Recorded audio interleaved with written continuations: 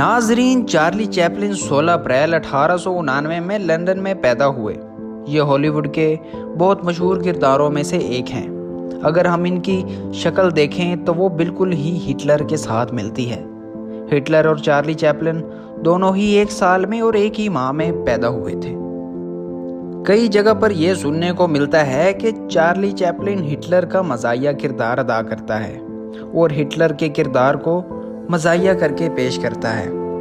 नाजरीन, Charlie Chaplin ने पूरी दुनिया में कॉमेडी मूवीज़ में अपना लोहा मनवाया है। इनकी मूवीज़ अभी भी अवेलेबल होंगी, अगर आप चाहें तो देख सकते हैं। नाजरीन, मूवीज़ के अलावा चार्ली चैपलिन ने कोटेशंस भी लिखे हैं, जिनको अगर पढ़ा जाए तो हमें यकीन नहीं होगा कि ये कोटेशंस चार्ली चैपलिन के ही लिखे हुए हैं।